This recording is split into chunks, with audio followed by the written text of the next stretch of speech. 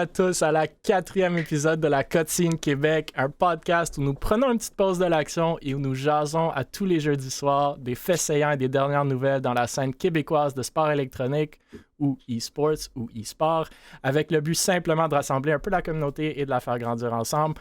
Encore une fois, s'il vous plaît, n'hésitez pas à nous envoyer vos nouvelles intéressantes que vous voyez passer ou les taguer avec le hashtag Jason Esports, J-A-S-O-N-S Esports.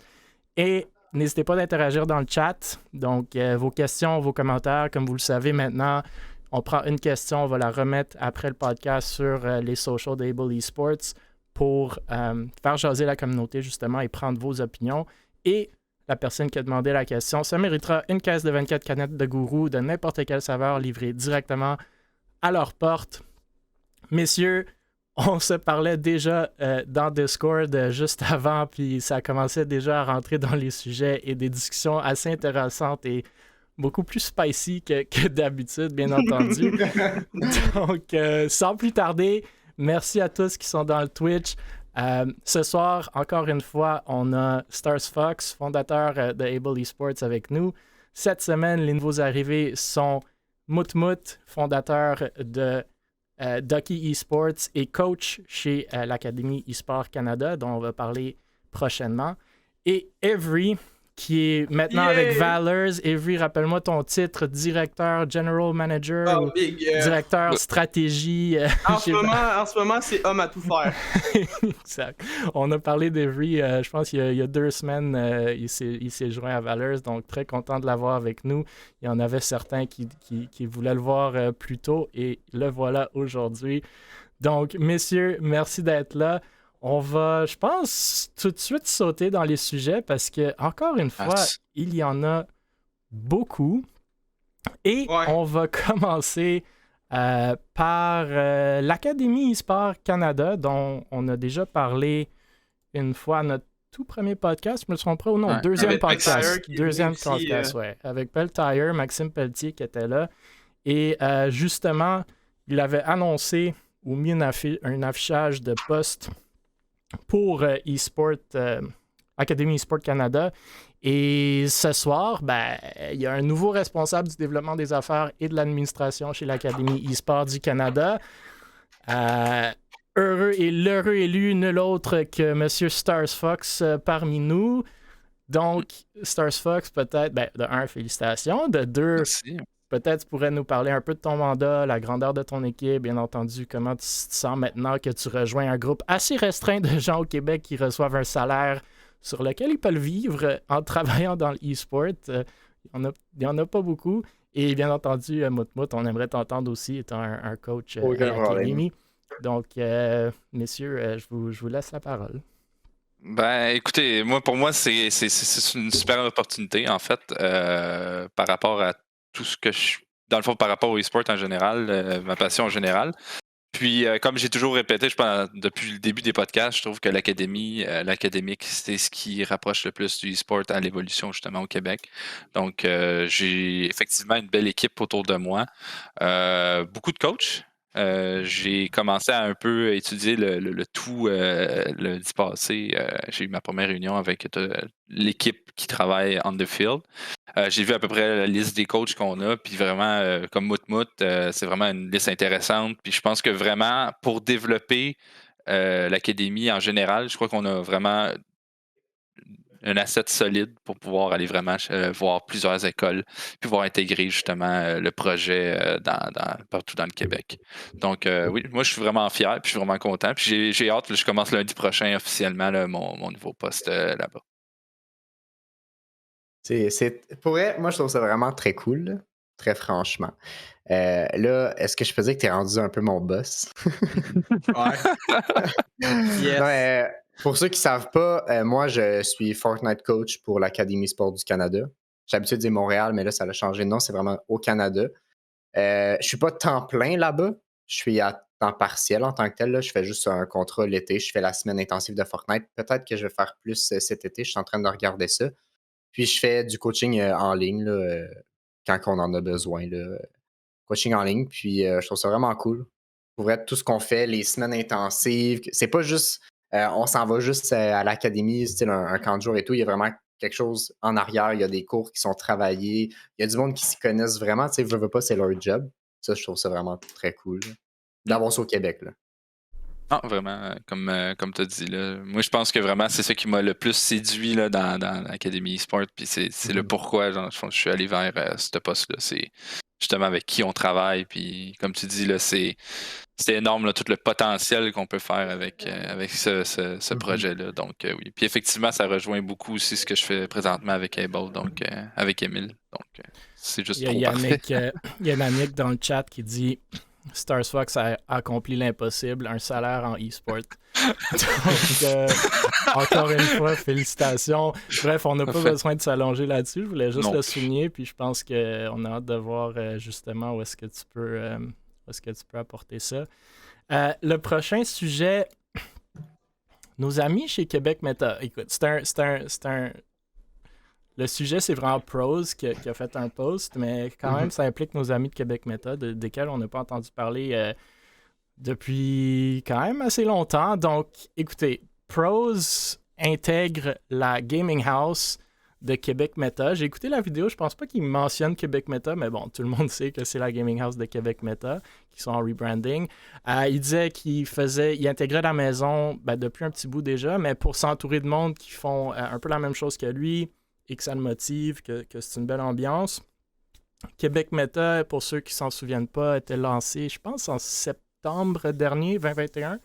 Donc, on se souviendra aussi de la vidéo de Beaver qui est sortie pas trop tard après, qui, justement, mettait Québec Meta un peu en question. Il se comparait à si je ne me trompe pas, le Québécois du e-sport ou TVA du e-sport, je me souviens plus trop. Bref, en novembre 2021, Facebook a rebrandé à Meta, comme la majorité du monde le savent maintenant. Et Meds, le fondateur de Québec Meta, est sorti avec une vidéo YouTube pour dire qu'il y a un rebranding de Québec Meta. Puis bref, on n'a plus entendu parler de eux depuis novembre. J'espère que ça roule quand même, qu'ils vont revenir en force pour ma part. Mais juste pour souligner, donc, Pros qui s'ajoute à quand même un roster assez impressionnant de streamers qui sont dans cette gaming house. On parle Spartan, Cocotte, pas mal de monde. Donc, je vous laisse, messieurs, réagir si vous avez des commentaires là-dessus. Sinon, j'en ai quelques-uns aussi. Je sais pas qui veut commencer cette fois-ci. Moi, je peux y aller. Vas-y. C'est cool. Genre, c'est vraiment cool pour lui. Pros, qui a quand même été quelqu'un qui a travaillé vraiment fort dans les dernières années. Je pense que c'est pas mal un de nos plus gros streamers actuellement au Québec. Partner, qui est pas loin, proche, pas loin de ce que SQC est en ce moment, peut-être un peu moins, participer au Face Challenge très souvent, qui fait toujours des super de vues, et qui va participer encore à celui qui est aujourd'hui. Mais c'est cool. L'affaire, c'est que je sais pas trop qu'est-ce que ça va faire avec Québec Meta. C'est un peu le mouton noir en ce moment au Québec. Ils ont un super de beau lancement, un peu une petite remise en question, rebrand. Tu sais, là, en ce moment, on sait pas trop ce que ça s'en va, c'est quoi la place qu'ils vont prendre dans l'écosystème en ce moment. Donc, c'est à voir vraiment ce qui va se passer. Puis moi, personnellement, pas un grand fan de Gaming House. Je trouve que c'est un modèle qui est un peu outdated, puis pas le plus optimal, on pourrait dire. Je suis plus un fan d'avoir des bureaux et d'avoir chacun leur appartement. Ce qui vient de... Souvent, quand tu mixes vie professionnelle et vie personnelle, vie professionnelle, ça peut avoir un petit côté un peu négatif, mais si ça marche, tant mieux. Je sais pas ce que vous en pensez, Mout, les autres. Moi, personnellement, j'ai plus l'impression présentement avec Québec Meta. Moi, mon point de vue, c'est que présentement, ils sont en train de préparer un peu comme leur vidéo d'annonce, style avec la merge, tout un vidéo professionnelle 2.0. C'est pour ça que j'ai l'impression que ça fait longtemps qu'ils font rien. Et ce que moi, j'ai l'impression de voir présentement avec Québec Meta, c'est un peu comme le début de phase ou le début des orgs en tant que tel. Ils vont refaire une vidéo, ils vont faire des vidéos ensemble, avoir du fun. C'est pas nécessairement Team eSport, mais ils vont faire du content ensemble, ils vont avoir du fun. Ils vont se considérer comme étant équipe. Puis éventuellement, plus ils vont se faire connaître, ben là, éventuellement, rajouter des joueurs en roster, etc. Moi, c'est mon point de vue que j'ai l'impression que c'est en train de devenir. Moi, je peux ajouter de quoi? Parce que tu sais, c'est un peu comme un Prisp Gang pour ceux qui se souviennent avec Moshwe Tixi, Wilson Verella qui avait marché. Puis ça, en ce moment, ça a un peu viré, un peu de croche, mais bref, c'est pas grave. Moi, c'est un peu le vibe que j'ai quand j'ai vu le projet se lancer. Ça vient un peu rejoindre ce que tu disais avec FaZe au début. Ouais, c'est ça. Moi, j'ai pas l'impression que Prose va nécessairement rejoindre. Parce que je le suis depuis très longtemps, puis je sais que dans ma tête, Prose, c'est Free Agent ou FaZe. C'est genre un ou l'autre. Il y a pas... Je vois pas Prose dans une autre équipe. Puis de son mindset, c'est ce que j'ai l'impression. Là, c'est sûr que c'est plus. Je veux pas dire friend group ou whatever, mais tu sais, Live, c'est un groupe de streamers qui ont du fun, qui vivent ensemble. On verra ce que ça va donner. Il n'y a pas eu encore de mots, il n'y a pas eu rien de dit. Donc, c'est un peu ce que nous, on pense là, en tant que tel. Là. C'est pas mal ça. Là. Ben, je suis pas mal. Moi, je pense que je rencontre pas mal l'avis de Moutmout, en fait. Sur le fait que ça a l'air d'être en préparation encore. Ils vont chercher quand même, ils ont quand même des gros assets. Là. Ils ont quand même des grosses pointures, de boost partant, comme tu as dit. Il y a Pros maintenant, tous des gars quand même qui pèsent dans leur jeu compétitif. Ouais. Donc, moi, je pense qu'on dans les prochains mois ou même tout dépendant comment ils vont étirer le temps. D'après moi, ils vont lancer quelque chose qui est vraiment structuré avec quand même des personnes qui ont un certain poids dans le game. Donc, j'ai hâte de voir. Moi, en fait, je suis sur le suspense, comme à peu près tout le monde. J'ai hâte de voir ce qui va se passer dans le futur avec eux. Là. Ouais, moi, je pense que c'était Nova de Victorim qui avait demandé il y a quand même quelques mois, lors d'une de ses fameuses questions Twitter, là, de nommer la org avec le plus de potentiel au Québec. Puis moi, j'avais assez rapidement répondu Québec Meta, c'était juste un peu après leur launch. Honnêtement, ils ont des super bons streamers, ils ont déjà la communauté derrière ces streamers-là. On pense à ceux que je viens de nommer. Ils ont un contenu de qualité, là, c'est des vidéos qui sont super belles. Puis, fait que pour moi, il y a un gros potentiel là-dedans. Gaming House, est-ce que ça peut marcher ou pas? Je sais pas. Je pense aussi que c'est un modèle qui est un peu daté, mais ça peut fonctionner, surtout pour le content, je pense. Puis, tu sais, on s'entend que c'est un peu le rêve de tout kid au secondaire de vivre avec ses amis dans une grosse maison puis jouer à des jeux vidéo toute la journée. Bref, moi, quand j'étais au secondaire, c'est clair que j'aurais aimé ça, mais écoute, on verra. Pour ma part, comme j'ai dit, j'espère qu'ils reviennent parce que je pense qu'ils peuvent faire des belles choses. Après, Moutmout a sûrement raison. Là. Ils ont l'air de toujours prendre leur temps, de vraiment faire comme quelque chose de bien pensé, de bien concret. C'est peut-être une bonne approche pour les débuts. Après, il faut quand même avoir une certaine cadence, mais je pense qu'ils vont y arriver éventuellement. Là. Le prochain sujet, puis on va les passer parce que, comme je vous dis, il y en a pas mal. C'est Windstorm, nos amis chez Windstorm. Donc, Windstorm annonce un partenariat avec Glide Mousepads. Donc, Glide Mousepads, c'est, comme le nom le dit, une compagnie de tapis à souris. Des tweets à Glide, moi, il semble avoir comme une vingtaine de personnes et d'org dans ces partenariats-là. J'avais discuté justement avec Isaac de Glide il y a un petit bout, puis c'est vraiment plus un partners program. Là. C'est comme un partage de revenus sur les ventes, ou du moins ce que moi j'avais discuté. Je ne sais pas si Windstorm c'est la même chose, mais j'imagine que oui. Puis il y en a qui est dans le chat qui dit affiliate program, puis je pense, ouais, justement, c'est plus ça. Donc, de ma récollection de mes discussions, tu as un promo code que tu donnes à ta communauté, puis s'il l'utilise, tu as comme de 10 à 20% sur les ventes.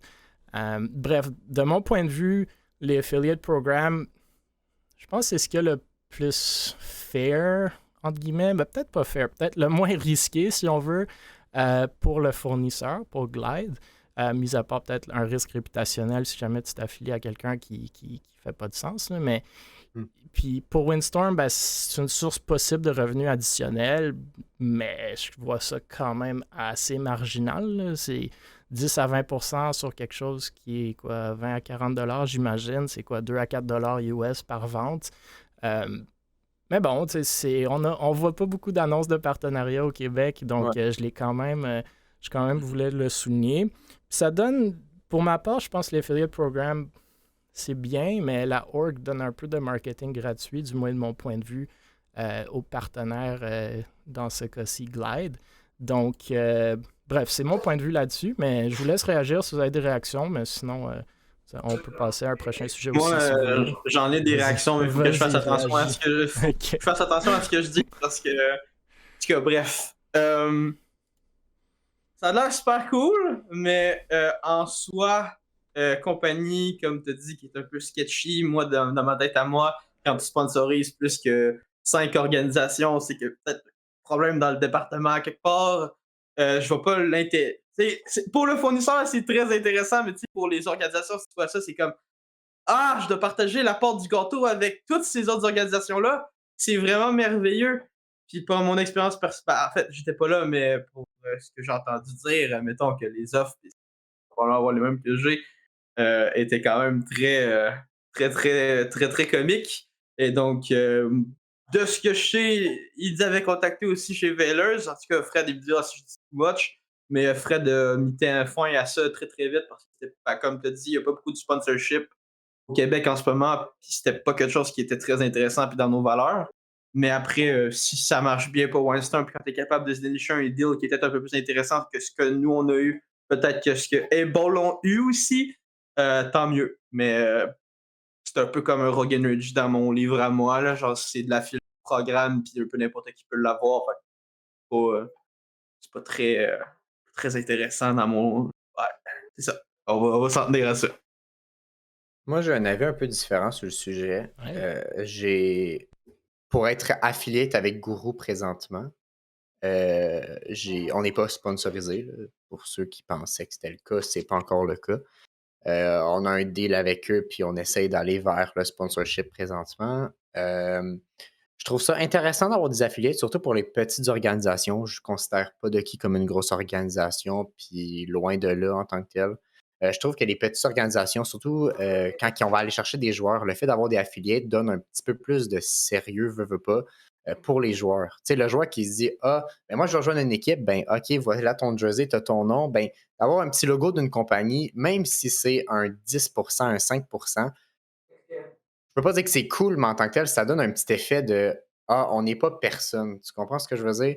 Puis pour le petit joueur qui, lui, veut rejoindre une équipe, que ça soit sa première équipe à vie ou peu importe, ben avoir un affiliate, ben c'est cool en tant que tel, que ce soit un 15%, ben je sais pas quoi m'acheter comme mousepad, ben moi je vais supporter cette équipe-là qui, eux, nous font confiance, veut pas.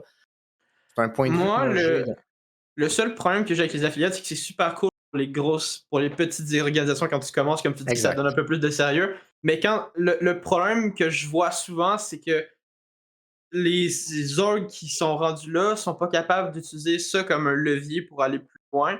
Puis ils restent un peu hard stock au point où ils sont, puis ils accumulent un peu les codes de promo d'affiliate. Tu sais, à un certain moment donné, quand tu es une org, tu sais, c'est cool l'affiliate, oui, ça apporte quelque chose, mais tu sais, à un moment donné, ce que ça te rapporte par rapport à ce que tu pourrais avoir de plus, peut-être avec des sponsorships un peu plus sérieux, un peu plus établis, dépendamment de ton projet, c'est peut-être un peu mieux, puis à un moment donné, tu t'ouvres un peu d'autres portes.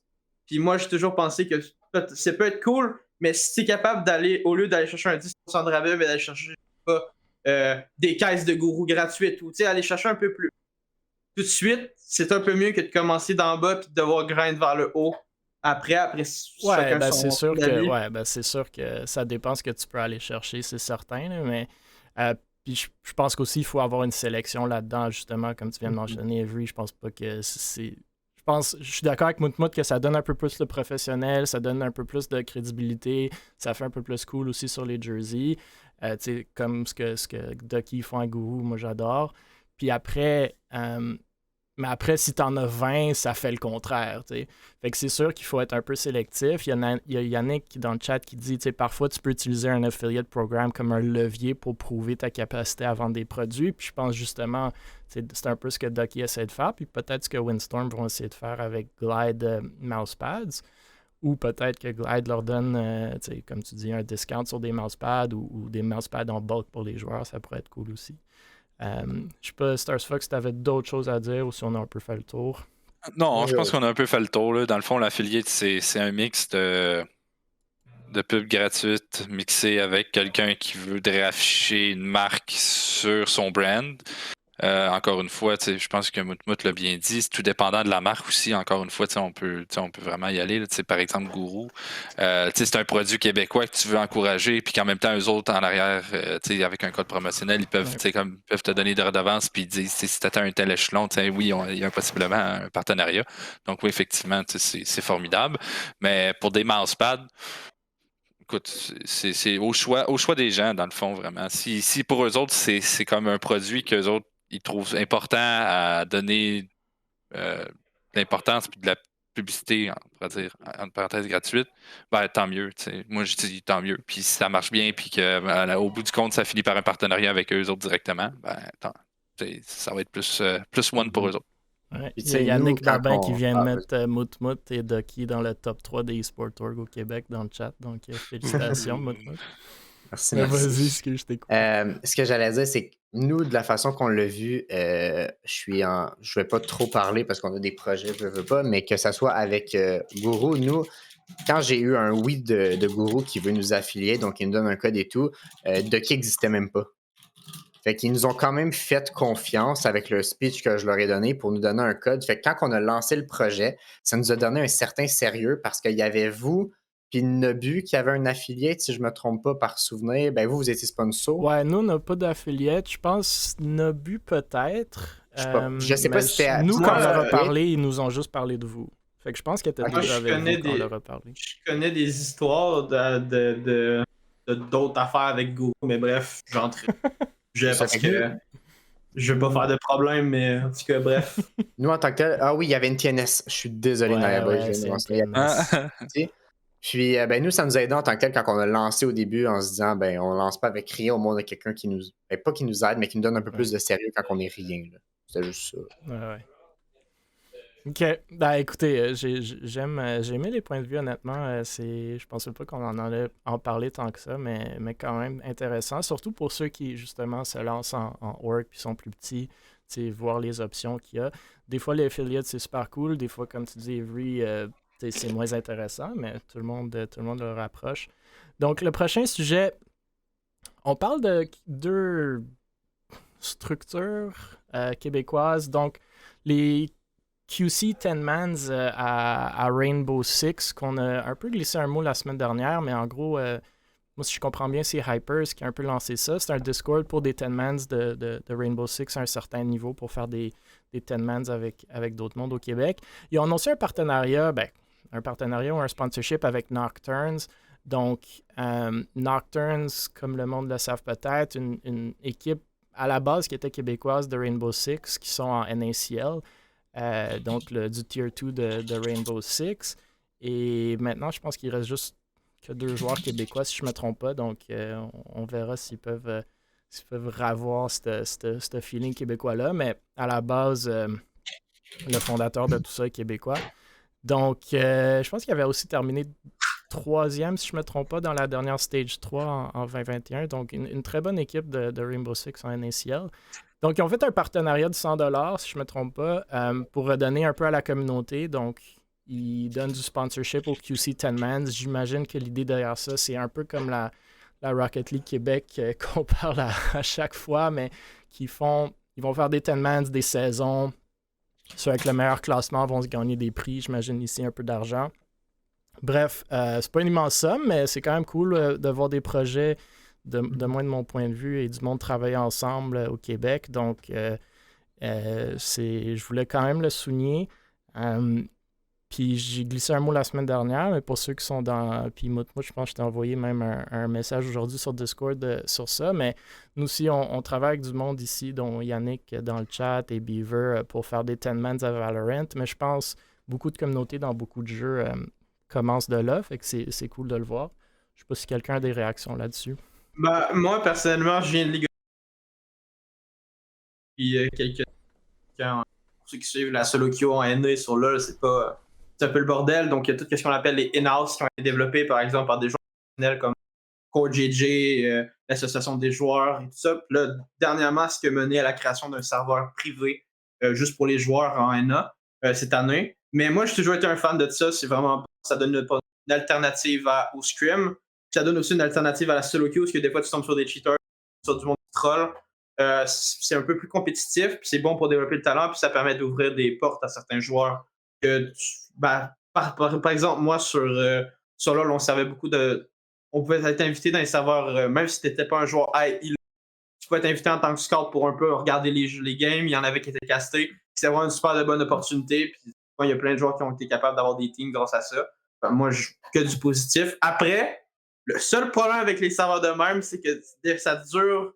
Tu sais, ça va comme des vagues. Ça marche pas. Là, il va y avoir un pic d'activité. Là, tout le monde va se trouver des teams, les scrims vont recommencer, la saison va recommencer, ça va descendre, ça va die un peu, ça va revenir, ça va die. Fait que, c'est de voir est-ce que ça va rester très longtemps. Si ça reste longtemps, c'est positif, mais c'est quand même un peu. Ça dépend. Ça dépend vraiment. Mais sinon, très positif en général, tout ce qui est développement de talent, des affaires comme ça, moi, j'ai toujours été un fan de ça. Stars Fox, Mutmut. Vous pouvez passer votre tour aussi. Là. Ah, moi, je peux parler. Là. Moi, à la base, je viens de R6. Ouais, j'ai commencé sur R6 dans mes débuts, c'était sur console en tant que tel. Puis je faisais la MLG, la Ligue majeure des jeux vidéo, là, qu'il y avait dans le temps. Là. Puis c'était vraiment de là que j'ai commencé. Fait que moi, de voir un truc de tournoi qui arrive de même, que ça soit. Je sais qu'il y a plein de streamers qui en font. Moi, je suis plus commu Fortnite ces temps-ci. Fait que plein de streamers qui font des petits tournois Fortnite avec de l'argent. Là, le fait de voir R6, je suis pas du tout la scène R6 sur Twitter ou whatever. Fait que je connaissais pas Nocturne, mais je trouve ça nice de voir qu'il y a des gens qui veulent pas mettre un peu d'argent puis essayer de grandir la scène québécoise là, en tant que telle. Ouais, non, je suis d'accord. Donc, on passera à un prochain sujet que Mutmut va aimer. Donc, Ducky Esports annonce leur nouveau roster de CS, parce que vous en avez un en Open, ESEA Open, Exact. si je ne me trompe pas. Exactement. Donc, leur nouveau roster de CSGO en ESEA Advanced, donc juste en dessous du plus haut niveau de ESEA, dont nos amis Valors en Premier. Il y a maintenant 4 ou 5 organisations québécoises en CSGO. Fait que très cool de revoir comme l'activité là-dedans. Il y a Valors justement en Premier. En Advanced, il y a Able Esports, Vexo, Ducky maintenant. Vexo et Windstorm, je pense, sont aussi en main. Et Unexpected Victory en main aussi. Windstorm n'ont pas pogné un roster Advance, non? Je pense qu'ils sont en main. Aux dernières nouvelles que moi j'ai vues en main, mais ça se peut qu'ils sont en advance. Mais bref, quand même 4 ou 5 organisations québécoises à CSGO. Après, on parle ici encore d'un roster US, si je ne me trompe pas, Mutmut, mais quand même une organisation québécoise. C'est difficile d'aller chercher des rosters québécois à CSGO. Là. C'est un peu une scène qui malheureusement est en train de mourir et donner place à des jeux comme Valorant, j'imagine. Mais moi, ce que j'aimerais, Mutmut, tu peux parler un peu du roster, fait que je te donne la parole en premier, mais 2, j'aimerais comprendre, puis Avery, tu pourras parler la même chose parce que tu étais chez Vexo, puis maintenant chez Valors. Moi, personnellement, j'aimerais comprendre l'intérêt. C'est quoi un peu le thinking derrière aller chercher des rosters américains comme ça pour rentrer dans des hauts niveaux de compétition? Pour être honnête, je ne voulais pas aller dans CSGO. Ça m'intéressait pas du tout. Là, présentement, on a vu ça de ta vidéo intro. Hein. on avait Fortnite à la base. La communauté Fortnite qui est vraiment puissante au Québec veut pas les likes puis tout, puis le support qu'on a ou qu'on a eu, qu'on a perdu, qu'on aurait eu, que je comprends pas trop ça en tant que tel. Moi, CSGO, ça m'intéressait pas du tout. J'ai joué quand j'étais jeune à CSGO, mais pas plus que ça. Là, j'avais un de mes amis qui s'appelle Perceval, qui justement, lui, jouait à Fortnite avant. Il a quitté il est dans le roster Open, justement, qui lui a vraiment tout fait pour qu'on ait un roster Open. Finalement, il a dit, trouve des joueurs, on va s'arranger. Il a trouvé des joueurs, 5 joueurs. On s'est arrangé. J'y ai fait un roster Open. Puis les gens étaient contents en tant que tel qu'on fasse un deuxième roster, mais en même temps, ils étaient comme, ouais, là, surtout, je pense à Zopix qui niaisait un peu, qui était comme, ouais, vas-y, on fait une game show match. Mon roster contre ton roster, j'étais comme, t'es en advance, big, ça marche pas, là. Puis ils voulaient faire ça, puis là, moi, j'étais comme, ça marche pas, on peut pas faire ça. Donc, ça va faire à peu près un mois peut-être que on regardait pour prendre un roster Vincent pour une raison simple. C'était juste parce que vous, Able, vous en aviez un. Vexo en ont un. Je sais que Valors en a un qui est plus haut en tant que tel, mais c'était juste pour un peu suivre ça. Puis, veux pas, c'est le fun. Par exemple, qu'on tombe compte ou que whatever, c'est juste pour le show en tant que tel. Je le fais pas parce que j'adore la scène CSGO. Oui, c'est le fun et tout. Là, je joue à Valorant ces temps-ci, donc c'est un petit peu similaire. Ça reste pas la même chose, mais j'aime ça voir ça. Puis je voulais un peu feel le truc de, mettons, je joue contre un autre org, le fun d'avoir, sachant qu'on vous connaît, puis c'est pas un org random. C'était vraiment ça que je voulais qu'on aille, puis c'est ça qu'on a eu. Ça reste que, est-ce que c'était le play où on aurait dû se prendre plus haut ou juste rester en open? Moi, je trouve ça intéressant. On verra ce que ça va donner cette saison-ci. Comme là, je pense que vous êtes 35e, on est 36e au contraire. Je sais pas, mais ça me semble on est proche, là, nos rosters. De ce que La j'avais saison vu. passée, on avait des résultats similaires, ouais, les rosters, je Ok, crois. ouais, c'est ça. C'est ça que Vexo j'avais était vu. quand même assez Assez haut, là, haut. dans les top 5, top 10, comme Valors, qui Exact. ont fait les playoffs. Là, ouais. Exactement. Fait que j'ai hâte de voir ce que ça va donner. Mais c'était pas mal ça mon point Cool. là-dessus. Je sais pas, Avery, as-tu des points sur les Ça va peut-être être Sans long. trop déraper en 2 heures de... Il y en a beaucoup. Moi, je trouve que c'est positif. Enfin, c'est pas méchant avec. Mais enfin, vous avez quelque chose qui est quand même compétitif. C'était un peu dommage parce que je trouvais que votre brand était vraiment original. Puis tout. Tu sais, c'est fun Fortnite, mais à un moment donné, pas pour rien que nous, chez Vexo, on avait décidé de partir. Enfin, on a à peu près toutes les orgs qui sont. Sauf Mirage, mais Mirage, comme on dit, ils ont peut-être dit dans le chat qu'elle allait en aller en chercher un. On t'attend, Babin, sur CS. Si tu as besoin d'aide pour trouver des rosters, tu sais qui contacter. Mais non, c'est ça, c'est vraiment cool. Ça va permettre aussi d'un peu, peut-être monter un peu le niveau de compétition au Québec. En ce moment, à part. Si t'en avais un, il était sur R6 qui était très fort. Après ça, t'en avais un autre qui était sur CS qui était très fort. Valorant, on était tout un peu éparpillés de voir un peu toutes les organisations se retrouver dans un centre, pouvoir faire des show matchs, comme tu as dit, pouvoir s'affronter entre nous autres. Un peu plus de rivalité, un peu plus de storyline entre nous autres, ça peut toujours être intéressant. Après, je trouve que personnellement, de qui ont fait le bon choix d'aller chercher un poster de milieu de tableau et pouvoir bâtir quelque chose à long terme, un projet qui est un peu plus. Peut-être pas tout de suite faire les playoffs, mais au fur et à mesure des saisons, aller un peu plus haut. C'est un bon départ, puis ça coûte. CSGO, ça coûte pas super cher de ce que je me souviens avec Vexo. Même si c'était pas vraiment moi qui avais touché à ça, j'ai aidé un peu, mais c'était tout surnaturel la plupart du temps qui a fait une super de bonne job. Big props à Surna. C'est vraiment cool.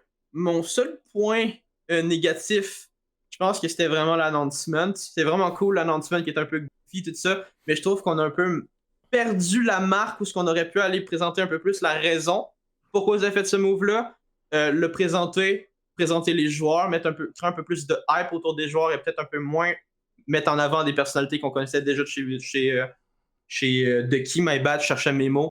L'autre affaire aussi, c'est votre roster en main.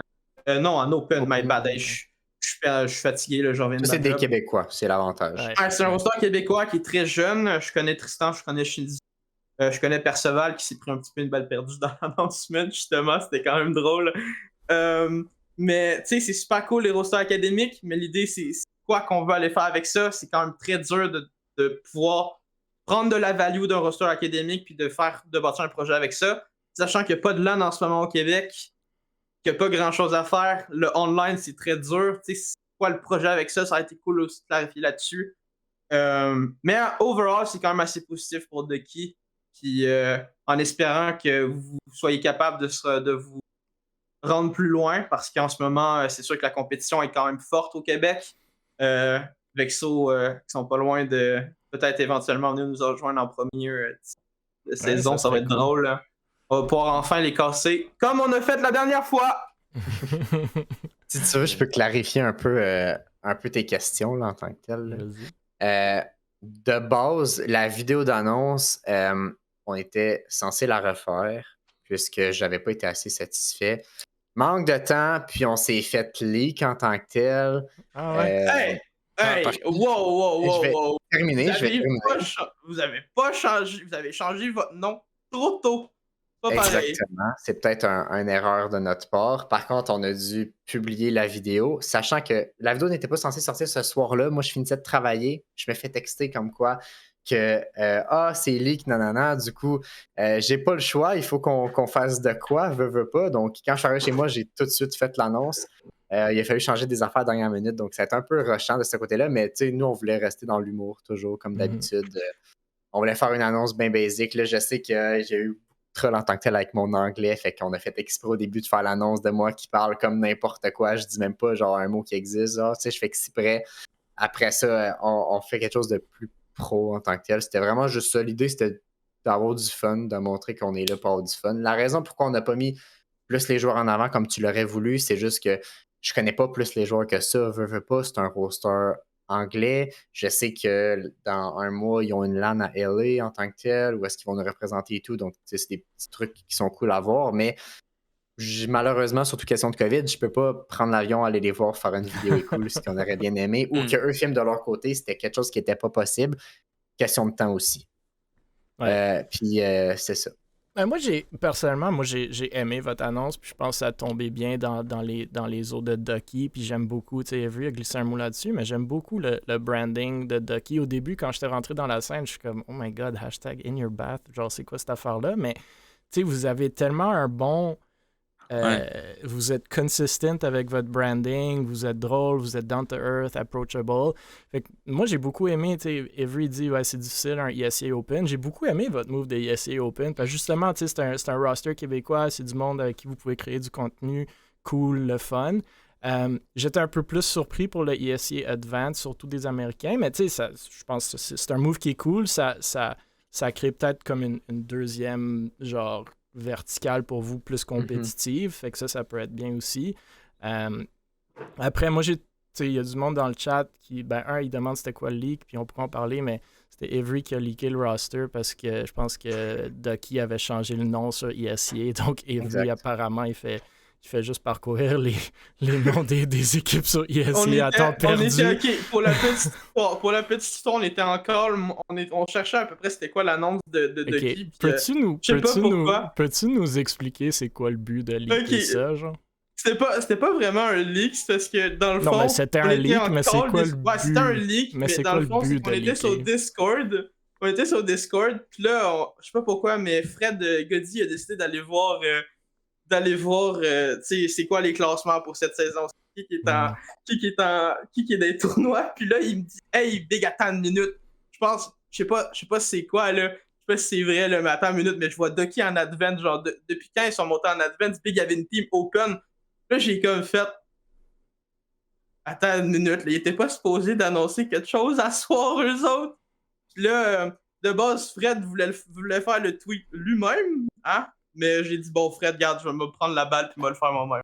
Ouais. Je suis le frérot. Moi, j'ai trouvé un peu dommage, honnêtement, je vais être honnête, là, puis il y a du monde qui dit dans le chat, je fais un peu le papa, mais écoutez, je pense que ça n'a rien enlevé dans un sens, là. Je pense que l'annonce était belle puis tout, mais bon, j'ai pas vraiment vu le but, mais bref, on n'a pas besoin de s'attarder là-dessus. Après, il y a du monde qui disent dans le chat aussi, c'était vraiment cool le Vexo versus Valors qu'on a eu la saison passée, que le chat était hype. Puis moi, j'adore le fait que Moutmout a dit justement ça va créer des rivalités. Moi, j'adore cet effet-là. Après, j'ai de la misère aussi que genre le chat Twitch soit 100% francophone, tout soit genre vraiment hype en français, puis les joueurs comprennent rien de ce qui se passe. Je veux pas être méchant, mais c'est un... Ouais, vas-y. C'est un peu comme avec la Carmine Corp, tu sais, la team, la moitié des fans sont... Il y a genre 3 joueurs sur 5 qui sont francophones. Donc au final, je pense pas...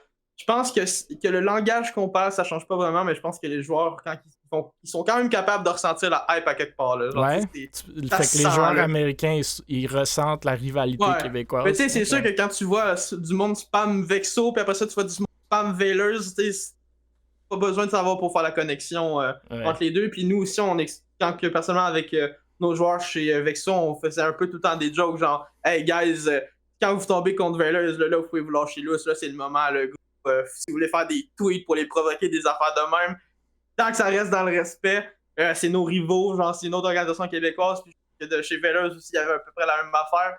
Puis qu'est-ce qui était drôle, c'est que tu sais, quand on jouait un contre l'autre, on s'en allait en call avec Goddy puis tout, puis on se tiltait un peu entre nous autres, puis on faisait tout ça ensemble. C'était juste drôle, hein? C'était du bon plaisir. Cool.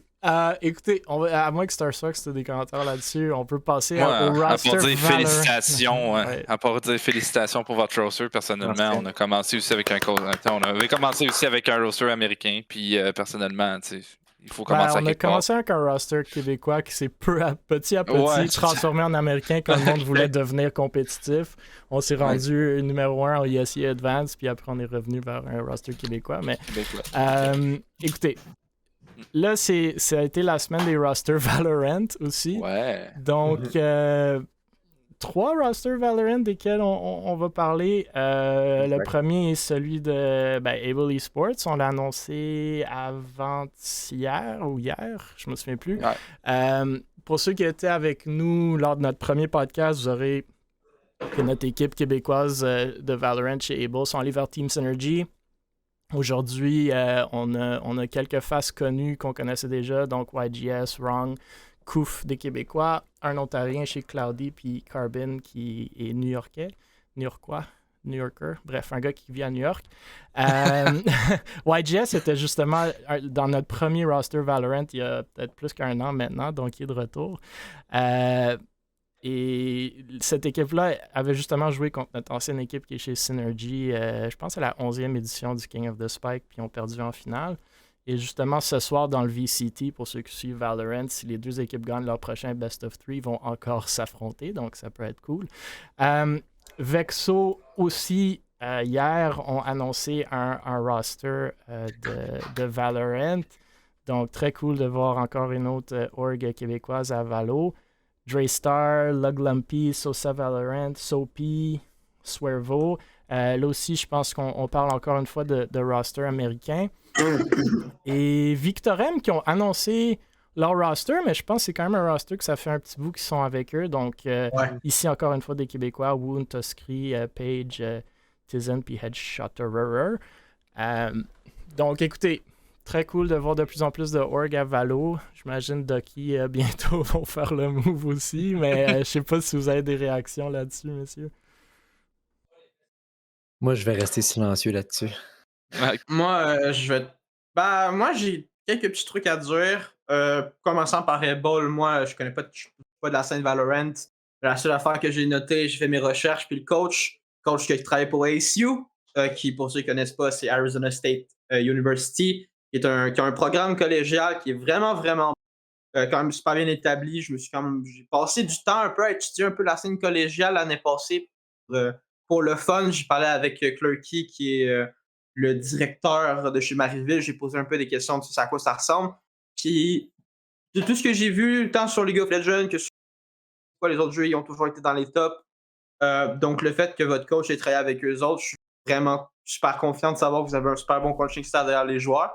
Puis, à date, si vous me dites que votre team a déjà été capable de quand même bien performer contre votre ancienne team aussi, c'est quand même super cool. Après le roster de Vexo, super content pour eux. Je savais, on avait eu des débats que je me souviens pendant des heures on avait essayé très longtemps de chercher un roster Valorant, ça n'avait pas tout le temps marché. Super content qu'il se soit trouvé. Mais je peux quand même noter que ce soir, il était supposé de jouer contre T1, puis que s'ils gagnent, ça va être un très gros upset. Et qu'ils ont perdu contre notre roster chez Veilers il n'y a pas très longtemps, un peu avant l'annonce. Ouais, donc, ils sont en train très de perdre intéressant. 1-0 contre T1 dans un best of 3. Là. Bon, il n'y aura pas d'upset peut-être. Peut-être, on sait pas. De reverse sweep. Peut-être. On leur souhaite. Puis, on leur souhaite. Après ça, pour le roster victorien, comme vous avez dit, c'est le même. Je pense qu'ils ont changé 2 joueurs. Au sorti 3 Québécois. Super cool pour les LAN. Malheureusement, il n'aura pas cette année. Ils ont quand même fait quelques belles performances en online, mais encore là, c'est du T3, c'est de l'amateur. La grosse question qu'on doit se poser, c'est que comme je sais, là, il y a eu le merge. Est-ce que ça a changé avant? Est-ce que la team avait du support en termes de coaching staff et qu'il y avait de la misère à trouver du monde? À voir. À suivre. On verra cette année. Ouais. Stars Fox? Moi, dans tous les cas, je suis très content de notre roster. Sérieusement, je pense que j'aime le move de partir d'un roster qui était quand même assez fort à un autre roster qui est quand même assez fort.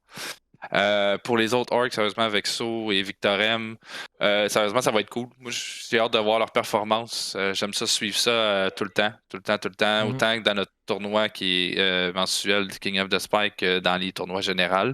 Donc, ça donne une belle compétition. Puis, si je peux parler du King of the Spike, c'est tout le temps le fun de voir des rosters québécois, justement, dans nos finales.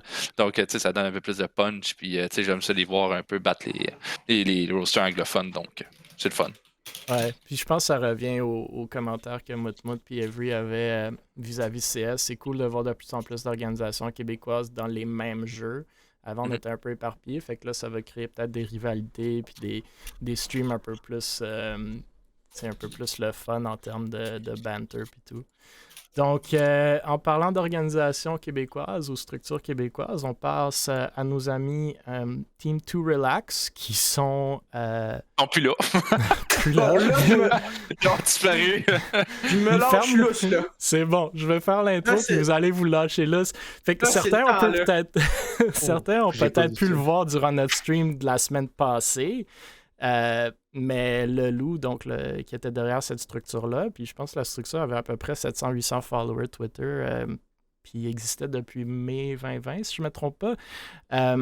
Il y avait des bons résultats Fortnite, à ce que je me fais dire. Nous, nos joueurs nous disaient, écoute, les meilleurs joueurs sont chez Team 2 Relax. Ça se peut que ça soit vrai ou pas, je sais pas. C'est pas mon milieu. Je sais que Saspin dans le beurre était un de leurs streamers qui avait organisé justement le grand LAN à Drummond. C'était assez théâtral pour le mettre comme ça, comme fermeture. Il y avait une dizaine de posts Twitter en dedans d'une ou 2 heures durant notre podcast la semaine dernière. Tout était pas mal centré autour d'un dénommé FN Rose, qui a comme 1500 followers sur Twitter, puis maintenant avec Vanish Esports. Il aurait été libéré de son contrat, entre guillemets. Supposément, l'équipe aurait fermé un jour avant le dernier paiement de 70$ qui était dû à FN Rose selon son contrat. Le loup, avec le compte officiel de l'équipe, rien de moins, demande si vraiment le monde pense qu'il aurait fermé la structure à cause d'un joueur après des années en opération. Il sentait personnellement, il avait répondu après à un tweet de quelqu'un, je pense que c'était Choupi. Il se sentait pas comme s'il pouvait amener l'équipe plus loin et il n'y avait plus l'énergie pour le projet ni la communauté. On sait que la communauté Fortnite peut être difficile des fois. Donc, c'est un peu ça l'histoire. S'il y en a qui parlent d'aller amener le gars en cours de petite créance, je vais faire mon avocat. Guys, pour 70$, passer une journée à cours de petite créance, peut-être juste aller travailler au Subway pendant 3 heures, puis vous allez être correct.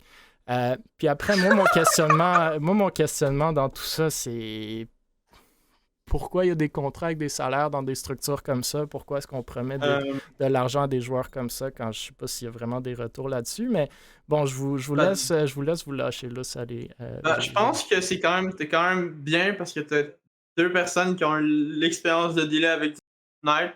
Moi, qui en ai eu des moyennes, même très mauvaises, puis des pas pires en même temps. Mout qui a quand même eu une expérience, je pense qu'il est un peu entre les deux avec Ducky. Fait que je pense qu'on est capable de donner un peu un insight. Moi, je vais commencer. Si vous êtes pour faire un horizon classique, faites-le bien au moins, là. Genre, c'est. En tout cas, c'est ça. Puis, je sais pas. Peu importe les raisons de c'est quoi la fermeture, blablabla, quand t'es owner, je pense que tu as une responsabilité d'essayer de salvage le peu d'estime qui te reste, de commencer à bâcher tes joueurs sur Twitter non-stop pendant 20 minutes pour aucune raison. Je peux comprendre que tu sois un peu émotionnel, mais à un moment donné, peut-être il y a un bouton qui s'appelle déconnecter qui peut t'aider parce qu'après, je veux pas être méchant, mais au final, peut-être, on sait pas, on est toujours du côté une médaille à une histoire. Est-ce que le joueur était vraiment dans le tort? Est-ce que le owner était vraiment dans le tort? On n'aura jamais vraiment un moyen de le savoir, mais à un moment donné, quand tu te permets de ramasser le kid puis de te ridiculiser un peu en public, je veux pas être méchant, mais tu viens d'un peu perdre la balle de ton côté puis tu viens de te tirer une balle dans ton pied.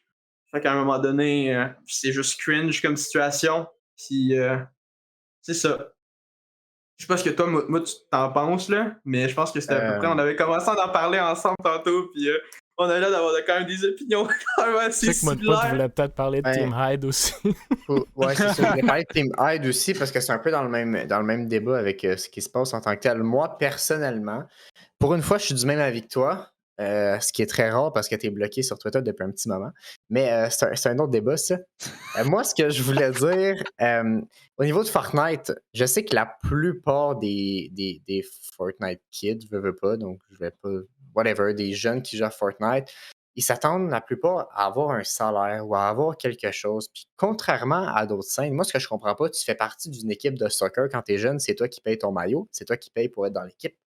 Pourquoi est-ce qu'en e-sport, est-ce que ça serait les membres de l'équipe qui doivent te payer, sachant que tu gagnes pas nécessairement d'argent ou peu importe, t'es pas quelqu'un de renommé, puis c'est ça que moi je comprends pas. Selon moi, les jeunes ne devraient pas nécessairement être payés pour jouer. Puis. L'affaire, ok, ben, ça revient un peu avec c'est le problème avec votre. Ça a coupé. Personne n'a Son dit. micro est tellement. Ça a complètement. Attendez une minute. Mais bref, C'est vite, pendant qu'il fait que ça, moi j'aime ton commentaire, Moutmout, puis ça va beaucoup dans la direction que Yannick, justement, Babin de Bon, ben, Mirage en parle c'est le souvent. même là. point Mais avec Beaver quand on en parle. Ouais, on se fera un special edition podcast juste pour parler de ça, je pense. Moi, je suis complètement d'accord.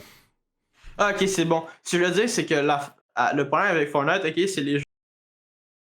Déjà, le format de compétition sur Fortnite est un peu étrange des fois. C'est n'importe qui peut faire de l'argent. Fait, tu sais, le joueur va faire 1000$. Premier tournoi, bam, 500$ de salaire. Moi, tu sais, c'est pas comme sur les autres jeux, parce que tu sais, t'as un grind à avoir. Tu sais, moi, par exemple, sur League of Legends, je savais que, tu sais, j'ai beau être rang 5 en Challenger, si je m'en vais dans une équipe, je m'attends déjà à pas être payé, puis il faut que je travaille my ass off pour me je sais pas comment dire, mais me démarquer par rapport aux autres joueurs. Je vais pas arriver puis demander 300$ de salaire à une organisation si je sais que je vaux pas ça. Tu sais, c'est que là, la question de valeur, de sa propre valeur chez Fortnite, tu sais, les agences puis les managers Fortnite, c'est un peu une autre joke. Je pourrais en parler pendant des heures puis des heures. La plupart du temps, c'est pour leur propre intérêt. On sait que des fois, les agents dans les sports, malheureusement, pour je sais pas aucune raison, ils prennent 5% des gains. Fait que ce qui arrive, c'est que là, le joueur va demander un gros salaire parce qu'il y a un manager, parce que le manager veut se faire un part du gâteau. Ou tout simplement, le gars, il vient de gagner 2000$, puis s'imagine d'un coup, c'est le plus gros joueur Fortnite ever. 2000 de PR, puis ah ouais, ça part, là. Je sais pas comment dire ça, c'est juste étrange dans mon monde à moi. C'est. Yeah. Ouais, je pense qu'il y a aussi quelque chose à dire des joueurs qui s'attendent à ça aussi. Là. Un peu comme Moutmout vient de le dire. Soyez réalistes, les gars. Là, je sais que Moutmout, peut-être, tu voulais parler un peu de Team Hyde, mais on le voit aujourd'hui. Là, tout le monde est en train de quitter Team Hyde. Moi, ce que j'ai compris, puis il y avait 2 de nos gars qui sont allés là, qui, si j'ai bien compris, Moutmout était chez vous avant, donc Carmoz et Willex. Mais, moi, on n'avait pas Willex, mais on avait Carmoz. Okay. Moi, ce que j'ai compris de Team Hyde, encore une fois, c'était peut-être des promesses, puis là, c'est vraiment du oui-dire, là, mais des promesses qu'ils ont faites à leurs joueurs, qu'ils n'ont pas pu garder parce que, justement, les fondateurs, entre guillemets, ne voulaient pas mettre de l'argent. En prenant en compte que c'est des gars de 16 ans puis 13 ans, si je comprends bien, ou 14 ans, qu'on a parlé la semaine dernière, qui lead ça, pensez un peu à votre affaire. Plus, c'est un message aux joueurs, là. Vous rentrez dans une, entre guillemets, structure e-sports, ils vous font signer, entre guillemets, un contrat. Honnêtement, si vous signez un contrat, s'il vous plaît, lisez la première ligne. Si ça dit entre toi et l'autre partie, assurez-vous que ça existe. OK? Si c'est pas une business, signez pas de contrat, ça vaut rien. Après, s'il y a un gars de 16 ans puis 13 ans derrière ça qui vous promet de l'argent, plus que comme 3$ par mois, demandez-vous d'où est-ce que ça va venir. Comme, ces gars-là travaillent peut-être, puis s'ils travaillent, ben je vous promets que c'est pas mal au salaire minimum. Il peut y avoir des exceptions. Là, je veux pas être genre ageist, là, mais il peut y avoir des exceptions, mais faites vos recherches, s'il vous plaît. Si quelque chose est trop beau pour être vrai, d'habitude, c'est le cas. Donc, écoutez, partez pas sur un coup de tête, puis là, après, soyez frustrés. Team to Relax, c'est peut-être pas la même chose. Ça fait quand même un bout qu'ils sont là. Le loup... Moi, je le connaissais pas tant, mais il m'avait l'air d'un gars avec une bonne tête sur ses épaules. Fait que j'étais un peu surpris quand j'ai vu ça, mais comme Avery l'a dit avant le podcast, puis même là, des fois, quand t'es fondateur, puis ça peut venir te chercher, tu peux être émotionnel, surtout la communauté Fortnite. On n'est pas de temps là-dedans, mais on en a fait des tournois, puis c'est difficile à gérer des fois. Donc, peut-être prenez un peu de respiration, pensez à ce que vous faites, peut-être pas tweeter de votre compte de business, mais bon, si vous allez fermer anyway, c'est peut-être pas tant important non plus. Ouais, mais au bout du compte, c'est juste ta réputation pour la personne. Exact. C'est cool d'avoir une tête sur les épaules, mais il faut pas oublier que y a toujours... les personnes peuvent, les apparences peuvent parfois être trompeuses. C'est même moi, ce que j'avais eu comme expérience sur les médias sociaux, ça mettons que ça vient de briser un peu l'image qu'on avait. Là, tu aurais pu finir ça en beauté, tout ça, puis là, après ça, il y a eu le déferlement de tweets sur Twitter qui ont fait un peu comme c'est peut-être un peu moyen, mettons.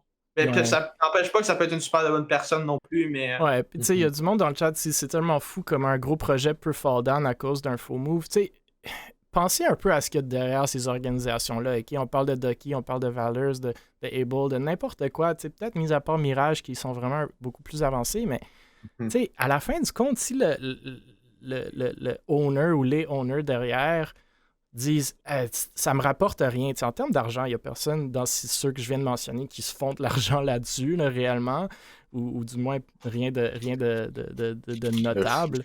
Fait qu'après, si un soir, ça fait une semaine que tu te fais chier, puis que t'es juste comme, honnêtement, j'ai plus besoin de ça me tente juste de jouer, j'ai parti ce projet-là parce que je voulais justement m'amuser, puis là, c'est vraiment plus le fun, ben ça va fermer du jour au lendemain, ça va pas être un slow turn down, là, ça va juste faire comme, OK, I don't need this anymore. Fait que, bref, malheureusement, c'est arrivé ici, peut-être ça va avec Team Hyde, on verra. Moi, je peux amener un point là, en tant que tel, que ça soit, en fait, le meilleur exemple aussi, tu parlais tantôt de faire attention quand on signe un contrat et tout, bon, je vais pas liquer rien, j'ai signé avec Valors, moi, avant de créer Ducky. Yep. Je vais rien dire, mais ça a pas super bien été en tant que tel, pour être honnête. Non, puis je vais pas parler, voilà. Ouais. Je nommerai pas, mais il y a eu des problèmes en tant que tel. Puis depuis ce jour-là, je me suis dit, j'étais chez Mockit avant, qui était quand même une structure assez reconnue et renommée. Puis là, j'avais pas eu ce genre de problème-là qui était arrivé. Fait que moi, je me suis dit, plus jamais je signe de contrat sans vraiment tout le checker, sachant que j'avais regardé ça avec mes parents et tout, puis mes parents comprenaient pas vraiment comment tu peux avoir ça en étant ça. Tu comprends ce que je veux dire?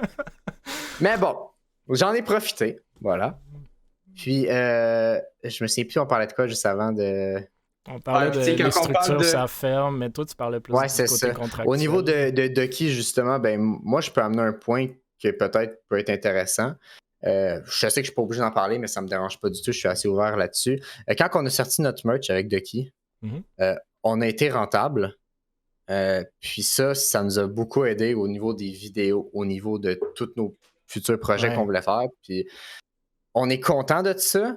Puis de base, en fait, au niveau de la merch en tant que tel, on avait gagné. Moi, personnellement, dans ma vie personnelle en tant que tel, j'ai gagné un concours, j'ai gagné un 500$. Ce 500$-là, ce que j'ai fait, je l'ai investi dans des designs, dans un domaine, dans whatever. Puis c'est avec cet argent-là qu'on a remboursé en tant que tel. Donc, qu'on a fait de l'argent. Puis, je veux pas, j'en perdais jamais, mais ça reste qu'on a pu en profiter. Puis ça, je trouve ça le fun d'avoir été jusqu'à ce point-là. Oui, c'est ça, c'est cool comme approche. Puis, tu sais, il y a deux approches dans l'e-sport. Un, c'est justement l'approche où est-ce que tu dépenses ce que tu es capable d'aller faire.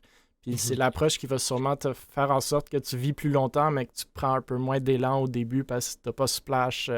On parle des Grizzlies que tu vas bien connaître bientôt, Stars Fox à ta nouvelle job. Mais puis il y en a d'autres qui font des promesses qui sont incapables de les tenir, puis ils pensent que juste, OK, je vais signer un bon joueur, je vais lui promettre la terre entière, puis juste parce que c'est ce joueur-là, les sponsors vont venir, l'argent va venir.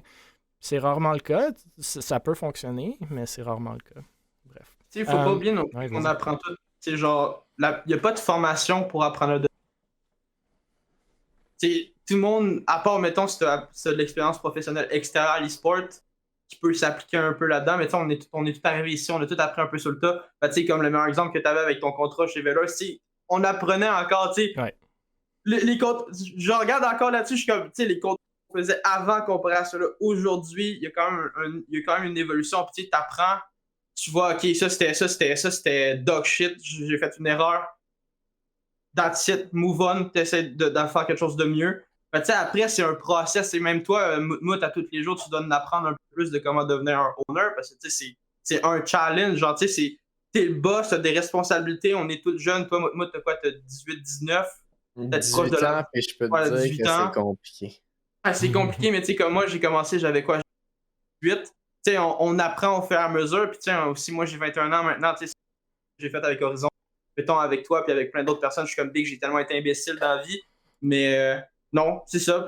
Comme, mettons, 2R, peut-être que maintenant, il va avoir pris une leçon de vie, puis peut-être que d'ici 2 ans, il va nous arriver, il va ouvrir un nouveau projet, puis ça va être Day and Night comme projet. Fait que c'est... Puis c'est ce que Léonin avait dit durant le podcast la semaine dernière qu'on a parlé de Team Hyde. C'est, des fois, tu lances des projets, tu te casses la gueule, Puis je pense que c'est un quote de ce qu'il avait dit, mais t'en apprends. Fait que vous avez raison, vous en apprenez. C'est de l'entrepreneurship, comme Beaver dirait. De Et, qui n'est pas ma première équipe non non, plus. exact. Tu sais, C'est ça ça. s'en passe, puis c'est correct. Bref, je vais faire les 3 ou 4 prochains sujets en Ouais. rafale, puis vous pourrez comme réagir après, parce que c'est un peu du bonus content, mais je tenais quand même Bonus. à les souligner. Donc, je vais y aller assez rapidement, en 1 ou 2 minutes. Première chose, opération Sauver le Meltdown. Donc, on en a parlé la semaine dernière un peu du Meltdown qui a besoin un peu d'aide financière. C'est un bar e-sport à Montréal, sur Saint-Denis, si je ne me trompe pas. Puis justement, on parlait qu'il y aurait comme un streamathon ou un stream caritatif ce week-end qui s'en vient. Donc, Poco, on le voit à l'écran et je pense qu'il est dans le chat, a lancé ce qu'il appelle l'opération Sauver le Meltdown. Puis il y a d'autres dans ce projet-là, bien entendu, incluant Explo, Beaver, qui vont streamer. Bref, c'est un stream de 24 heures le 29-30 janvier. Shout-out encore une fois à Ave pour le visuel qui est vraiment très beau. Ça semble, c'est un peu dernière minute, mais je suis rentré dans le Discord hier ou ce matin, si je ne me trompe pas. Et il y a quand même toutes les choses que vous avez besoin là-dedans. Donc, si vous voulez streamer pour cette cause-là, envoyez un message à Poco sur Twitter ou dans Discord ou même peut-être sur Twitch. Fait que c'est Poco TTV, P-O-K-K-O-T-T-V. Puis il pourra, dites-lui que vous êtes intéressé, puis vous pourra vous inviter dans le Discord. L'autre nouvelle, c'est le Montreal Gaming Center qui réouvre ses portes après justement la fermeture due au COVID, dont on a vu le résultat pour le Meltdown. Donc, pour ceux qui ne connaissent pas, c'est un centre de gaming qui est proche du parc Jarry à Montréal. Donc, avec la relaxation, comme je viens de dire, de certaines politiques entourant la COVID dans la province, on voit certaines business réouvrir tranquillement, dont les restaurants, si je ne me trompe pas, dès lundi. On parlait des fighting games, je pense la semaine dernière ou il y a 2 semaines. Ouais. Donc, le MGC est au cœur de la communauté un peu de fighting games de Montréal. Et je sais que eSports Central aussi, il y avait des weeklies. Donc, peut-être que le eSports Central réouvre aussi. J'ai pas vu de tweet, mais j'imagine que c'est le cas. L'autre nouvelle un peu plus spicy, mais je tenais à la souligner, c'était le roster de Rocket League de Vexo, dont on avait parlé il y a 2 ou 3 ou même 4 semaines maintenant. On avait parlé de ce line-up justement quand Yannick était là, donc de Yannick Babin de Mirage, donc deuxième épisode. Le roster, c'était de Linear.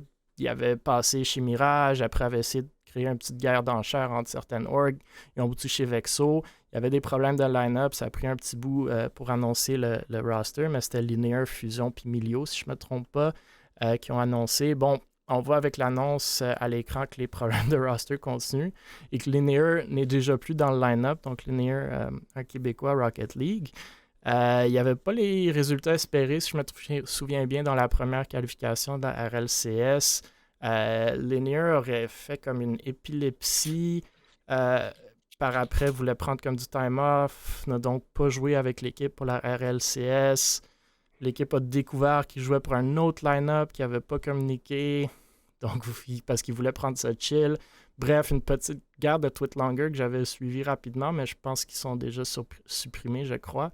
Bref, la joie des rosters moves de T3, T4, qu'on connaît tous si on est dans des org e-sports, j'imagine.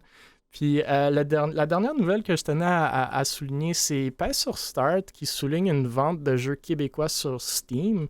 Donc, un événement qui peut être cool pour ceux qui veulent supporter ou simplement essayer des jeux québécois. Donc, n'hésitez pas de le partager. Vous pouvez cliquer sur l'article puis voir c'est à quelle date que ça se donne. Mais je tenais quand même à le souligner vu que on est dans le gaming. Donc, pourquoi ne pas supporter les jeux locaux? Messieurs, j'en ai pitché 4 sujets. Vous pouvez en parler si vous voulez, réagir si vous voulez. Sinon, vous pouvez amener des sujets avec vous aussi. Là. Moi, je voulais parler principalement de Sauver le Meltdown parce que Ouais. j'ai eu la chance de faire le marathon Vexo. Puis je devais aider Poco, mais comme j'étais pas mal occupé à ce moment-là avec des choses dans Veilers, j'ai dû le laisser s'occuper tout seul. Mais vraiment, il a fait une super de bonne job. Le gars, il avait à peu près 5 ou 10 jours pour faire un projet. Sachant que nous, ça nous avait pris 2 semaines à faire le marathon Vexo, puis ça avait été un succès. Là, c'est 2 fois plus gros comme défi, fait encore moins de temps. Fait que je trouve qu'il a vraiment réussi à faire une super de belle job. Puis mon Poco, je suis fier de toi. Je t'aime beaucoup. Puis espérant, je devais y aller en fait pour moi.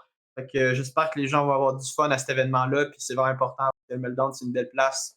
Puis ce serait vraiment dommage qu'on perde cet endroit-là. J'avais vraiment une belle expérience quand j'avais été. Rock, le propriétaire, c'est quelqu'un qui est vraiment le fun.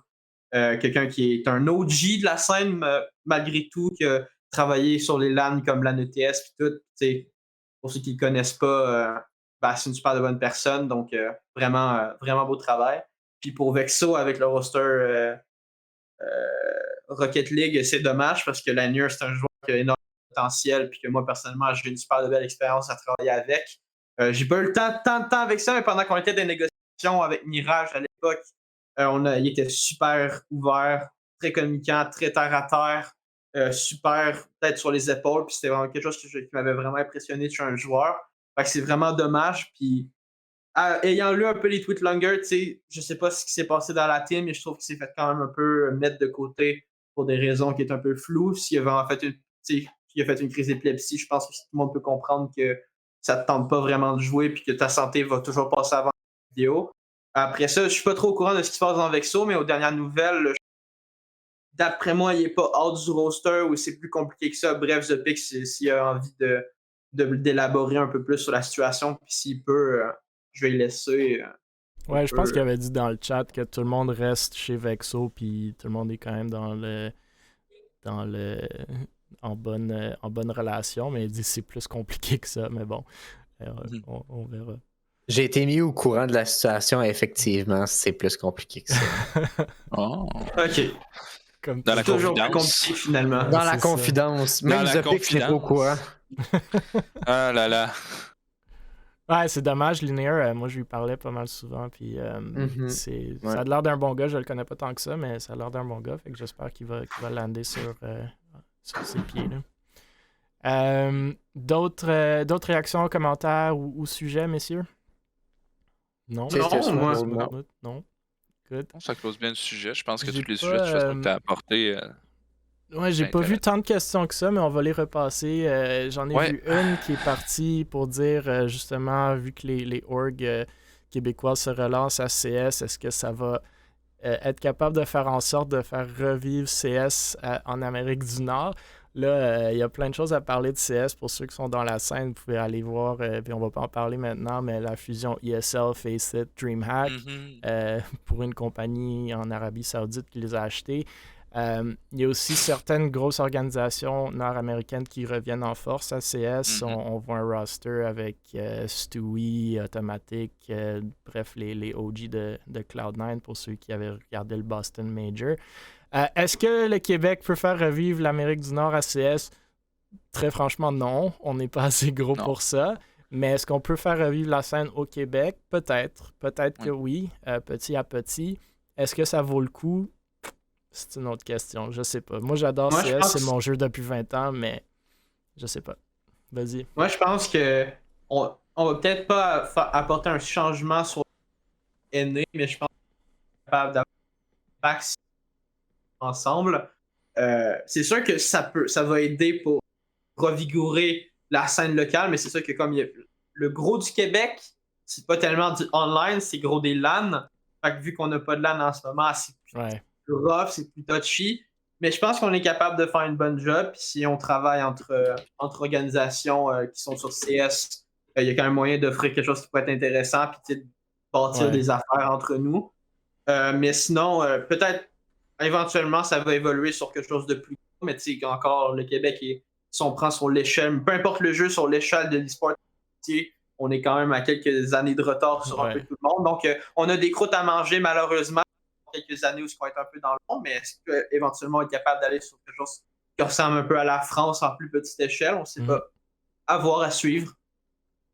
Ouais, il y a du monde qui dit au prochain LAN ETS DreamHack. Ouais, DreamHack, en effet, 2022, c'est pas à Montréal. Puis je sais pas s'ils ont des plans à revenir à Montréal ou pas. J'espère que oui, mais on l'espère. Ça avait pas de l'air de ça dans leur annonce puis leur Discord, en tout cas.